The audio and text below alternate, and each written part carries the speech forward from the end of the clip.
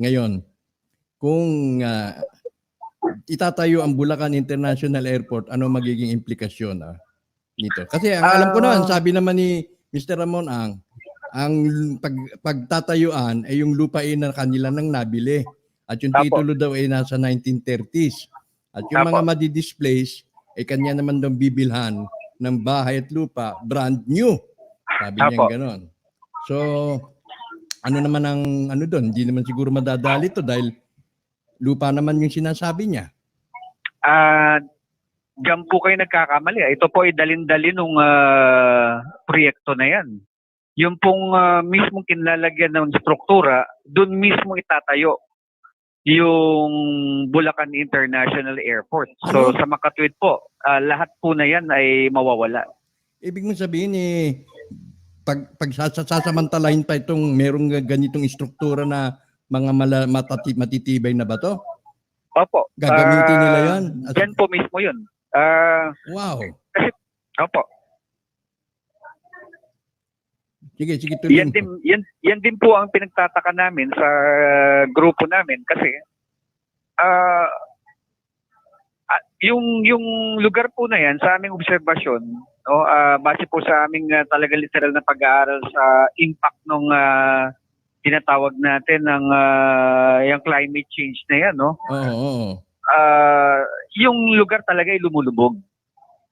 So bakit siya tatayuan ng airport? Hindi siya talaga suitable para sa ganung uri ng struktura. At napansin po namin na kung tatayuan siya ng airport, lahat po ng tinatawag natin na tributaries at mga ilog dito sa Manila, sa northern part ng Manila, dito sa Bulacan at dito sa may gawin ng Pampanga, lahat na yan ay matatakpan dahil katulad halimbawa ng Angat River, Santa Maria River, Tuliahan River, Muson River, napakadaming ilog po niyan, nakahilera lahat sa lugar na yan. So, yung po kasing airport ay tatayo dun sa pinakabungad ng mga ilog na yan. So, imagine nyo kung ano ang magiging impact niyan sa ating environment, lalong-lalo na ang Manila ay napaka-prone sa pagbaha. Oo. At mukhang dadagdagan pa yata. Okay. Now, ang nakakaano nito, baka merong gustong pagtakpan dyan o baka merong huhukayin sa ilalim. At the same time, maghuhukay dyan sa ilalim o may explore nila yung depth niyan. Pag may makitang treasure, at the same time, kukuha dun sa bundok. Saan ba kukuha sila ng lupa dyan? Kung sakasakaling tatamba. Sierra Madre po. Sa Sierra Madre, meron din silang may explore doon. At baka mag-gold hunting lang sila dyan. 2-in-1 nga naman, ano? Speculation po namin, malamang ganun po.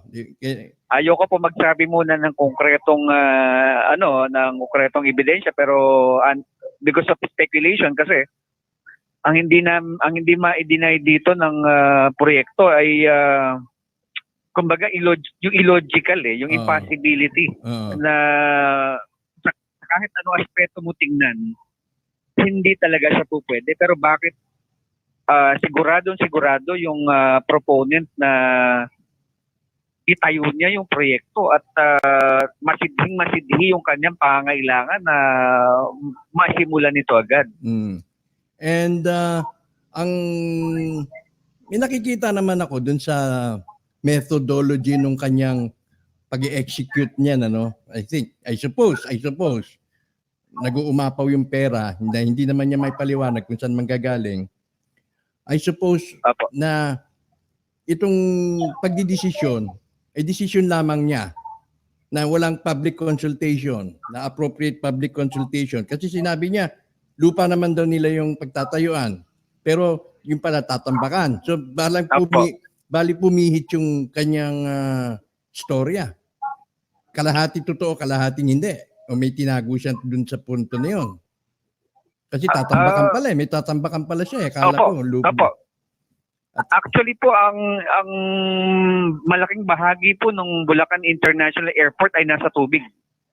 Yung 5,000 hektarya po na yun, hindi po yun lupa, tubig po yun. Pag sinabi mong tatambakan niya yung mas mura nga naman kapag gumawa siya ng kalsada base dun sa reclaim area dahil wala siyang masasagasaang at wala na siyang babayaran doon sa mga anumang mahagip niya. Konti na lang siguro. Kasi panibagong kalsada lahat yan. So, kung sa engineering-wise o business-wise, o nga naman, magsimula ka na lang, gumawa ka na lang ng bagong kalsada, tambakan mo na lang yung dagat. Kaysa dun sa may mahagip ka, may lupa na, at kung may bawat mo mahagip, ibabayaran mo. Diba? Parang expropriation, something like that. Now, Apo. kung wala sana itong finding na to, mukhang okay, ano? Maaari po. Ibig sabihin, talaga siguro yung mga ninuno natin, yung ancestors natin, talaga ayaw pumayag. At nagpalitaw ng ganito, sa ganun madepensahan man lang, may pagtanggol naman natin yung ating nakikitang importansya diyan sa lugar na yan. Tama po. Tama po. Kasi ako naniniwala akong ganun, may espiritu ng ating mga ninuno na iligtas nyo ito. So hindi pa rin tayo, wala pa rin kayong ginagawang pagpaparating ng inyong concern regarding this matter dun sa kinaukulan kay Mr. Ramon Ang para somehow magdalawang isip man lang siya. Well, actually, ang sinusulatan po namin dito ay mga ahensya ng gobyerno kasi sila po ang talagang may desisyon ito. Katulad ng bawa po ng National Museum, exactly, ng DNR, ng National Historical Commission. So, yan po ang mga sinusulatan naming ahensya. Bagamat patuloy po yung aming pagpapadala ng liham o yung correspondence sa kanila, wala po kaming natatanggap na reaksyon dito sa mga institution na to. No? So, yun po ang aming pinagtataka na dapat itong gantong uri ng discovery, magnitude, yung ganito kalaking magnitude ay pinagkakaguluhan na to dapat. Hindi ito dapat ay pinananatiling lihim, lalong-lalo na sa mga affected na mga tao na doon mismo sa lugar na yun nakatira. At magpakitaan man lang sana, at least somehow, mabigyan man lang tayo ng pagkakataon. O sige, ilang buwan ba ninyo i-explore yan? Opo. Bigyan man lang tayo ng ganung chance, di ba? Ano kailangan nyo? Total, marami naman siyang pera. Mr. Ramon Ang, marami ka naman pera eh. Padala ka ng isang speedboat na may sonar sa ilalim. Tama ba yan? Hindi ko namin Tama po. Tama for po. the benefit of the doubt. Mr. Ang, Mr. Mr. Chua.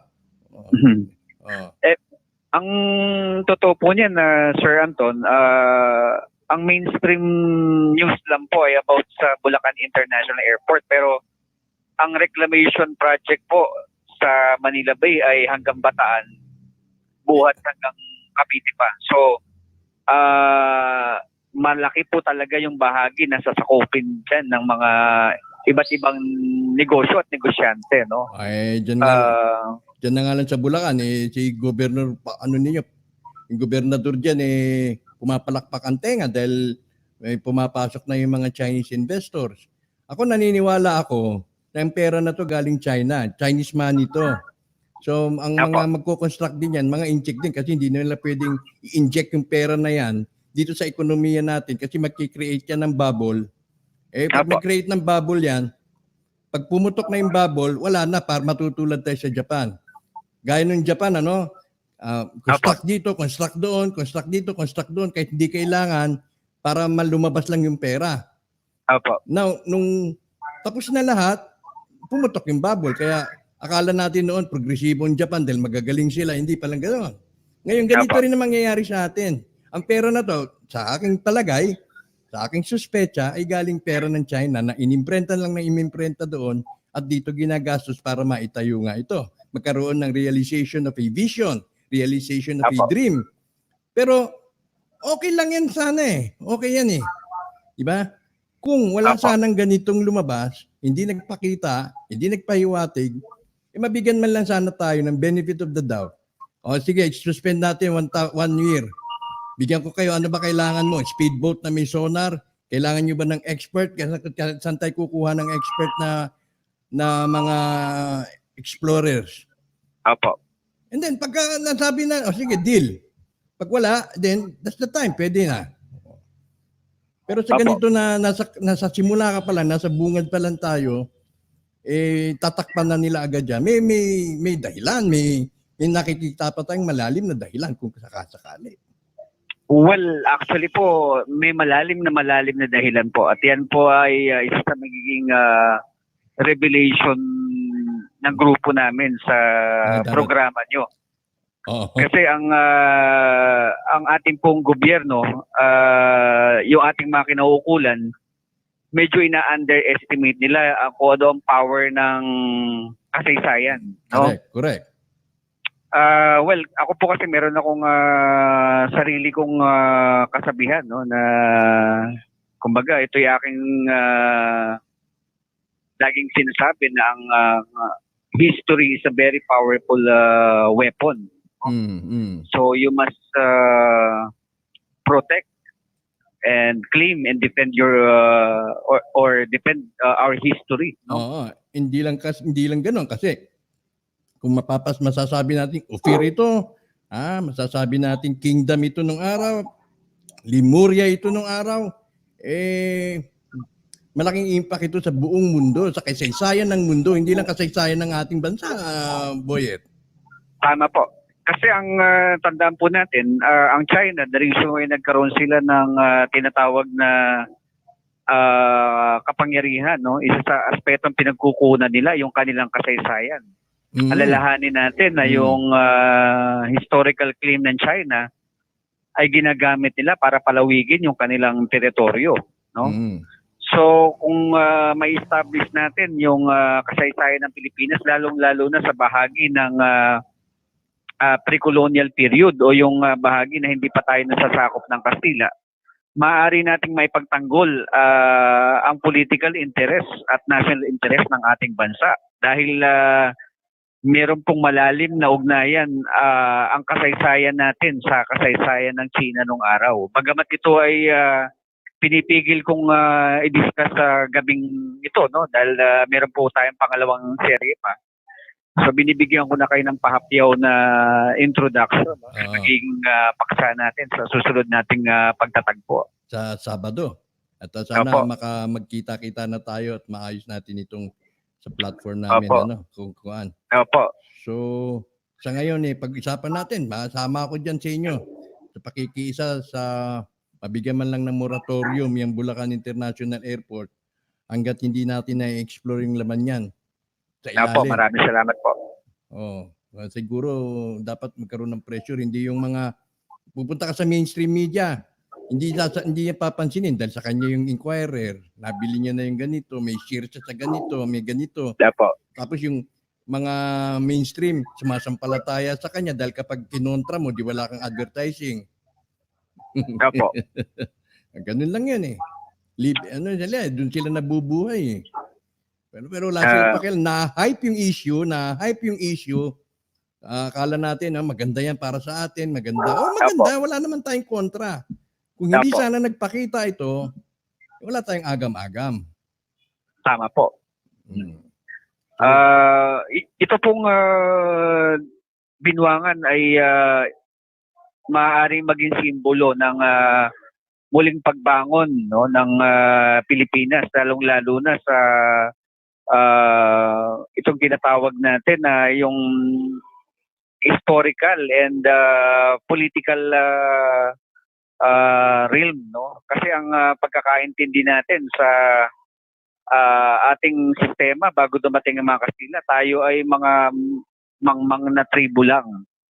So kapag ito ay na-establish natin, lalabas na meron tayong organisadong gobyerno, no, ng sinuuna pa man bago dumating ang Kastila. Kasi ang gantong uri ng struktura hindi maipapatayo ng mga taong walang kaalaman na malalim sa arkitektura at engineering. Hindi kaya na ito ng mga ordinaryong tribo lang. Hindi ba kayo nagpasubok ng mga tumipak ng bato at ipasuri ito? Wala ba tayong ganun pa? Nagpasuri na po kami.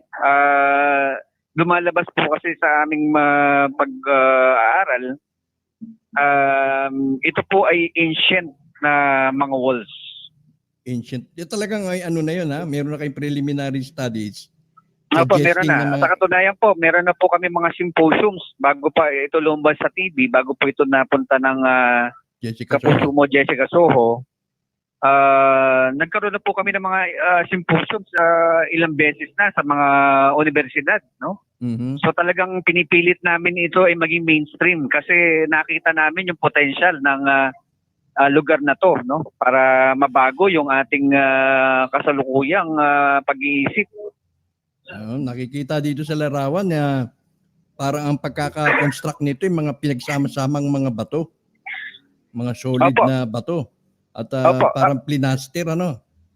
opo. Yan po mga bato na yan, hindi po ito kamukha ng adobe na minimina. Yan po ay hinulma. Hinulma.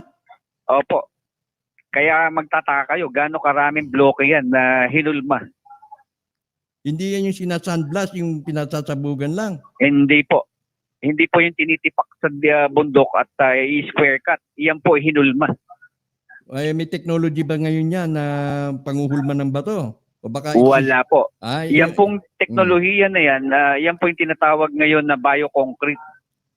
dinidevelop Yan pa po lang. ay kadidiscover pa lang yung technology na ganyan sa concreting. Pero yan po ay during ancient times, ginagawa na ng mga ninuno natin. Wow. Yes. May papers ba tayo? May papers ba tayo niyan, Boyet? Kompleto po kami ng pag-aaral dito, pati yung pong mga expert namin, meron po kaming mga expert sa iba't ibang larangan na po pwedeng maging resource person tungkol dito. Maganda to. At sana matsulatan ninyo si Mr. Ramon Ang. Balakay ko naman mabibigyan na niyang kahit paano mabigyan niya ng konting pansin o benefit of the doubt. Mapag-unlakan man lang kahit 1 taong moratorium. Kung siguro po kung ninyo. kami mabibigyan man lang ng kumbaga sa ngayon po wala kaming kakilala sa kumpanya ng San Miguel na malalapitan tungkol sa opo. Kasi marami nagkikinig sa atin ngayon. Ako na magsasabi na posible o mga potential na grupo na pwede niyong lapitan, ano? Opo. Federation of Chinese Chamber of Commerce. Yan. Well, nalapitan na po namin si Ma'am Tessie Angsi. Ano sabi? Yes, na-identify na po namin na-identify din po niya yung mga walls, no? Okay. Well, actually, meron pong siyang kinwento regarding that, pero I think medyo bibitinin ko muna kayo. You don't have to, Sabado na lang. Wag mo munang i-reveal, Sabado na lang. Apo. At yung mga ganong grupo, siguro makaka-influence kay Mr. Ramon Ang. Although I suggest na sumulat din kayo sa kanya. Direkta, wala namang through mail, registered mail o direkta ipadala nyo sa kanya. At yung mga iba pang mga mayayamang Chinese, sulatan na rin natin. At sa ganon, makapagbigay man lang sa kanya ng payo. At si Mr. Ong Pin, si Roberto Ong Pin, may mga ganon. Baka kampanya na natin to. At sa ganon ma-preserve man lang until such time na magkaroon ng adequate funding, wala mang problemang funding kay Mr. Ramon Ang, mapagbigyan man lang yung kahilingan. Opo. Ako na rin po umapila sa lahat po ng mga eksperto sa pag-aaral ng gantong uring mga struktura na maaaring experience na sila sa ibang bansa, mga Pilipino or mga dayuhan ng nais makasimpatya sa aming layunin. Maaari po kayo makatag-ugnayan sa grupo namin. Kontakin niyo ako sa aking Facebook or ako ay private message niyo sa aking messenger. Okay. Pwede po kayong makipag-ugnayan para mapag-aralan po nating mabuti yung mga strukturang to bago man lang ito masira. Ano ang Facebook natin? Facebook? Kasaysayan Hunters po. Kasaysayan Hunters. Doon na lang sila makikipag-ugnayan sa iyo. No po, pwede po sila makipag-ugnayan sa akin doon. Meron po kaming mga YouTube account, yung Binwangan Project at saka Kasaysayan Hunters din. Nandun po yung aming mga videos. Pwede niyong panoorin yung mga video clips namin. Nandun po yung mga pag-aaral na ginagawa namin, mga artifacts na pinakikita namin na natagpuan sa Pilipinas. No? Para magkaroon kayo ng tinatawag na idea doon sa aming mga pananaliksik. Okay, sige. So, bitinin muna natin sila at hanggang sa Sabado, sana ma-perfect natin itong platform at hindi naman makapasok tayo at magkaroon tayo ng face-to-face interview. Opo. Apo. So kayo po mga aking ginigiliw na tagapakinig, mga audience, mga suki dito sa Roten. Dito malaki ang relevance nito sa ating mga pinag-uusapan noon pa man. Particular dun sa mga tawag nitong espekulasyon o hula ng mga matatanda, ng mga spiritual na merong uusbo, merong lilitaw na bagong syudad, may lilitaw na syudad dyan sa Manila Bay kasi nakalutang lang daw yan o nag-aantay lang ng tamang panahon, baka ito na. So maaari po kayo makipag-ugnayan pa kay Mr. Boyet Manuel, Kasaysayan Hunters. Sana masuportahan natin sila. Ang kanilang Facebook ay Kasaysayan Hunters. Hanapin lang po ninyo sa search box. At ganoon din sa YouTube, Binuangan Project. Apo. Tama po. Sabi ni John Nugget, i-research daw yung Tatanya Empire, Old Maps and Mud Flow sa YouTube. Baka connected daw ito sa Bulacan. Na-research niyo na ba ito? Tatanya Empire? Hindi po ako masyadong familiar pa dyan. Pero yung mga iba't ibang imperyo po na mga sinasaliksik namin may mga kaugnayan sa mga Neolithic period empires, no? Ito po yung nakikita namin na meron direktang kaugnayan sa mga strukturang nandyan sa Manila Bay. Okay. Sige, at pag-usapan natin to further sa Sabado para maano natin yung mga ganitong aspeto na ancient Neolithic.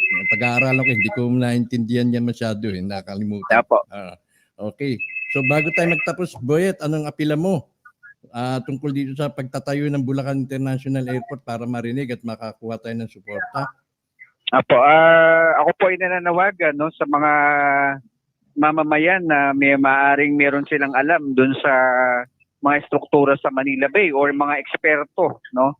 At ganun din po sa mga negosyante or lalong-lalo na po kay Mr. Ramon Ang sa San Miguel Corporation na sana po ibigyan ng pansin yung mga struktura na nandun sa lupain na tatayuan ng Bulacan International Airport.